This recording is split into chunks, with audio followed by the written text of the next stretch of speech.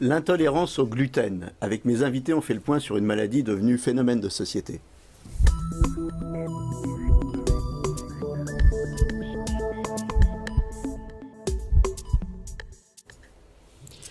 Alors, docteur William Bérébi, bonjour. Alors, vous êtes gastro-entérologue, vous êtes l'auteur de ce pavé qui s'appelle Diagnostic et thérapeutique, guide pratique du symptôme à la prescription. Alors, ça, c'est pour les patients, c'est pour les professionnels Alors, c'est pour les professionnels de santé, effectivement, pour les médecins généralistes et les internes. Et les internes, voilà. Et je suis avec Lucine Alabian. Merci d'avoir accepté de participer à cette émission. Vous êtes intolérante au gluten. Oui. Alors, comment on se rend compte qu'on est intolérant au gluten? On a la fatigue, on a le mal au ventre et des diarrhées. Ça nous manque souvent de fer. Et donc, en fait, des gamines. Des nouveau-nés ou des gamines, vous étiez... Moi, je crois que des nouveau-nés. Oui. J'étais, mais ils n'ont pas diagnostiqué au Liban mon maladie. Mes parents, ils m'avaient ramené chez des médecins, souvent. Ils ne savaient pas, souvent j'avais des manques de fer et de douleurs au ventre, des diarrhées, tout ça. Et c'est après quand... Et donc, qu'est-ce qu'on faisait? On vous donnait du fer, c'est ça? On me donnait beaucoup de fer, souvent. Je prenais du fer et tout ça. Et repos. Et repos. Oui, repos. Parce que j'étais très fatiguée, anémiée, tout ça. D'accord. Ouais. Et donc, vous avez appris que vous étiez intolérante au gluten très tard, en fait. Très tard. Ici à Paris. Vers 40 ans, je crois. 38 ou 40. Mais même à Paris, j'étais très fatiguée, tout ça. Il y a eu des diagnostics à l'hôpital Tonneau, même chez des médecins, mais ils ne savaient pas. Et quand j'ai rencontré le docteur Bérébi... Et à la suite de quoi, alors, de quel examen on vous a diagnostiqué intolérant au gluten? Qu'est-ce qui a fait qu'on a été sûr que Fibroscopie. Fibroscopie. Oui, d'accord. Fibroscopie. Et c'est docteur Bérébi qui l'avait trouvé, comme quoi j'avais des maladies sans gluten. D'accord. Et alors, c'est quoi la vie d'un intolérant au gluten? Qu'est-ce que vous avez le droit de manger? On ne doit pas manger la farine, le pâte, il faut que je mange les farines à base de riz, à base de maïs. J'achète souvent chez Bio. Alors, qu'est-ce qui se passe si vous faites une petite incartade? Vous en faites d'abord des incartades? J'ai fait de temps en temps, ça m'arrive. Je ne vais pas mentir. Vous êtes gourmande? Oui, un petit peu, mais bon, j'essaie de faire attention aussi. J'ai des diarrhées, des douleurs au ventre. Mais immédiatement ou il faut faire quand même une grosse incartade? Peut-être 15 minutes après. Ah oui, donc quand même, oui. Non, c'est vrai. Très, très rapidement. C'est vrai, où j'ai des douleurs au ventre, souvent. D'accord. Bon, donc il ne faut plus faire l'incartade, ça c'est clair. Alors, comment vous les trouvez, vos produits aujourd'hui? Donc vous allez dans les magasins? J'achète au Bio. Bio? Oui, au Bio Génération. J'achète les produits, tout ce qui est sans gluten. C'est facile à trouver aujourd'hui, les produits? Aujourd'hui, oui, c'est plus facile qu'avant, dans le temps. Oui, parce qu'avant, on n'en parlait pas de cette maladie. Donc avant, d'abord, si j'ai bien compris, vous ne saviez pas que vous étiez intolérante au gluten. Non, et deux, on ne parlait pas de cette maladie. Grâce à docteur Bérébi. Donc c'était compliqué quand même la vie avant. C'était compliqué. Souvent, j'étais fatiguée. J'avais des douleurs abdominales qui... Parfois, je ne pouvais pas... J'étais trop mal. Et souvent, j'allais plusieurs fois aux toilettes, excusez-moi. Moi, des diarrhées, tout ça. Okay. La vie sociale, c'est compliqué quand on est intolérant au gluten. On ne peut pas aller dans tous les restaurants. Comment on fait C'est un peu compliqué, mais après, j'essaie d'éviter... Quand je vais au restaurant, j'essaie de manger des choses qui ça va me convenir. Et je ne sais pas prendre le pain ou s'il y a des pâtes et tout ça. J'évite tout ça.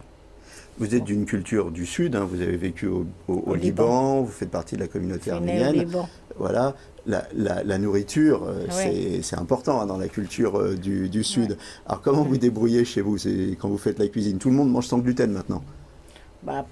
Parfois je fais sans gluten, parfois je fais avec gluten, mais pour moi je fais à part toujours.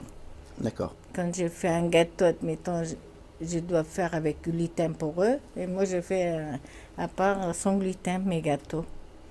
En fait, dans la cuisine méditerranéenne, à part le pain et les gâteaux, sinon tout le reste, ça pose pas de problème. Il n'y a pas de gluten. Non, ça pose pas de problème. Non, non. Il n'y a pas de gluten normalement, mais ça dépend. Après, il y a certains trucs, oui. Par exemple, alors qu'est-ce que... Je ne me rappelle pas. le farine plutôt, les pâtes, mais après, il y a le bol rouge, c'est des gluten. Et bon, parfois, j'ai fait des écarts parce que j'ai mis un... Je trouve pas son gluten, bol rouge. Eh ben voilà. Il faut qu'ils fabriquent sans gluten. Un appel est lancé aux industriels, faites du boulgour sans gluten. Ouais. Alors je me tourne vers vous, docteur Bérébi. L'intolérance au gluten, donc c'est aussi ce qu'on appelle une maladie cœliaque. Alors qu'est-ce que c'est? Oui, ce sont des synonymes, maladie cœliaque, intolérance au gluten. Donc en fait c'est une réaction auto-immune, mais d'hypersensibilité retardée, qui entraîne une atteinte intestinale. Alors, on reprend. Auto-immune, hypersensibilité retardée. Auto-immune, c'est l'organisme qui... C'est le système immunitaire qui s'emballe, c'est ça? Alors, tout le monde ne fait pas une maladie cœliaque, tout le monde mange du gluten ou quasiment, mais seule une partie des gens vont développer la maladie. Et pour cela, il faut une susceptibilité génétique, HLA-DQ2 ou DQ8, ou les deux, qui va faire que la gliadine va entraîner une inflammation, puis, après une réaction enzymatique, puis une atrophie villositaire. La gliadine, dans le gluten. Exactement.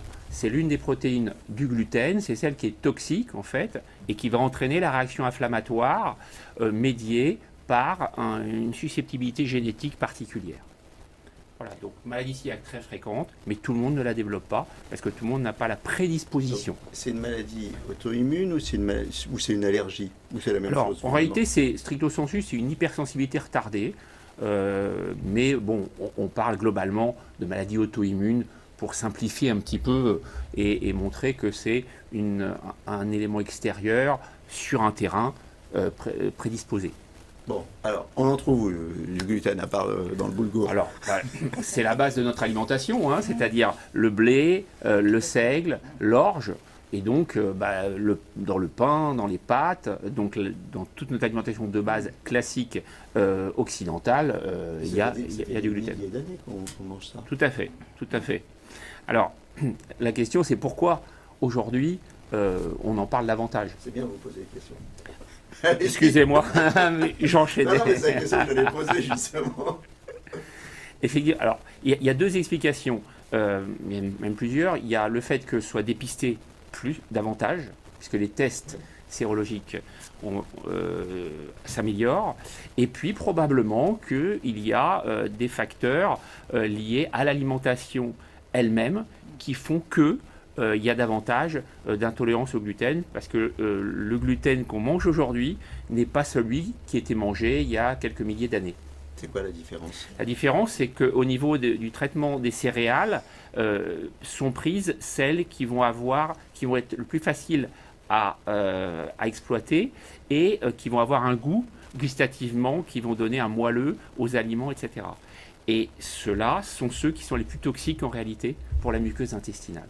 Donc en clair, il faudrait, alors quand on est intolérant au gluten, on va parler des traitements après, mais il faut supprimer le gluten, ou alors est-ce qu'on peut imaginer du gluten sans gliadine? Oui, absolument. C'est une piste de recherche, en effet, c'est de traiter le gluten, le blé, avec des enzymes pour qu'il n'y ait plus ces substances toxiques dans la molécule. Donc c'est une piste de recherche actuelle, effectivement. Voyez. Quand vous avez un problème, il faut me demander.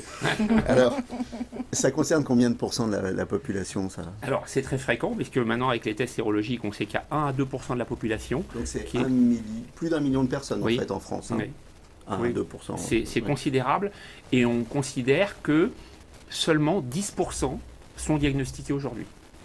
C'est-à-dire, il y aurait 80-90% des gens ayant une intolérance au gluten et ne le sachant pas. Qui est touché? Les hommes, les femmes à égalité ou... Alors, il y a un peu plus les femmes, il y a un ratio de 2 pour 1 pour les femmes. Donc 2 fois plus de femmes atteintes de cette maladie. On sait pourquoi? Non, on sait pas. Non. C'est génétique, mais pourquoi est-ce qu'elles ont lâché la DQ2 ou DQ8 là, il n'y a pas d'explication particulière. La vie est injuste. Voilà. Exact. Alors, à quel âge on développe une intolérance au gluten? On est intolérant au gluten, on va devenir intolérant au gluten. Est-ce que de plus en plus, il y a des gens qui n'étaient pas intolérants et qui deviennent intolérants? Comment ça se passe? Alors, il y a les formes du nourrisson, donc ça c'est à part. Sinon, chez l'adulte, c'est une maladie qui est diagnostiquée entre 40 et 50 ans généralement. Je dis bien diagnostiquée. Parce que ça ne veut pas dire qu'ils n'étaient pas intolérants avant. C'est ça. Et donc là, il y a un support visuel qui va nous intéresser, que j'ai donné, qui permet de voir qu'en fait, il y a un certain nombre de gens qui sont... Bon, il y a ceux qui sont sains, et sinon, il y a des formes silencieuses, latentes, et puis enfin, les patients qui développent la maladie. Donc en fait, dans la plupart des cas, les gens sont intolérants, et ils vont développer la maladie cœliaque dans un laps de temps qui peut être très long, plusieurs dizaines d'années. On passe d'abord par la forme silencieuse, et d'un coup, cette forme silencieuse se transforme en une vraie intolérance visible avec des symptômes, c'est ça? C'est ça. Donc progressivement, alors dans les études, on sait que la sérologie va se positiver. Ensuite, il y aura les atteintes histologiques. Et ensuite, il y aura, au moment des atteintes histologiques, il y aura la symptomatologie clinique à ce moment-là. Les causes, on a parlé de génétique tout à l'heure. On est prédisposé génétiquement, c'est ça? Tout à fait. Donc ça, c'est dans votre patrimoine génétique, dans votre patrimoine HLA. Certains ont les deux profils HLA, DQ2, DQ8, et c'est ces patients-là qui vont développer la maladie. Vous avez dit aussi tout à l'heure que le gluten qu'on mangeait aujourd'hui n'était pas le gluten qu'on mangeait avant. Donc, est-ce que ça sous-entend qu'il y a d'autres causes que les causes génétiques et que ce sont des causes environnementales ou liées à l'alimentation moderne aussi? C'est lié au traitement différent du blé par rapport à ce qui se faisait avant. Donc, la sélection des produits du blé a fait que ceux qui sont consommés aujourd'hui et qui sont présents dans l'alimentation, ça c'est extrêmement important de le comprendre, sont plus toxiques que ceux qui auraient été exploités il y a plusieurs milliers d'années. Donc effectivement, ça explique aussi pourquoi il y a plus de maladies cœliaques aujourd'hui. Les symptômes qui doivent nous alerter. Alors, il y a des symptômes digestifs et non digestifs, si j'ai bien compris. C'est ça. Donc, alors au niveau digestif, il faut être très vigilant parce qu'en fait, la plupart du temps, ce sont des formes atypiques, des formes frustres, avec des douleurs abdominales ou des troubles du transit. D'ailleurs, ça peut être de la constipation ou de la diarrhée. Et il peut y avoir aussi comme mode de révélation, qui est à connaître, c'est une élévation isolée des transaminases.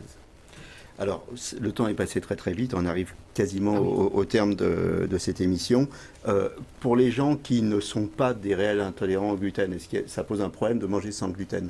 Alors, pas vraiment. Donc, le traitement, c'est le régime sans gluten strict, à vie, pour éviter le développement de certaines complications, notamment de certains cancers de l'intestin grêle.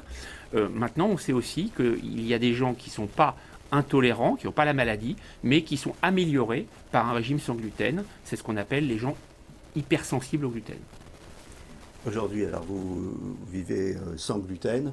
Ça va bien aujourd'hui? Ça va bien. Très ça bien. Va bien. Depuis que, ouais. Bon, alors, très, très plus bien. d'incartade, on est d'accord. Oh, de temps en temps, ça fait du bien. De temps en temps, ça fait du bien, ça fait partie de la vie. Je vous remercie tous les deux d'être venus. Merci. Et je rappelle donc votre ouvrage. Voilà, à très bientôt dans Capital Santé.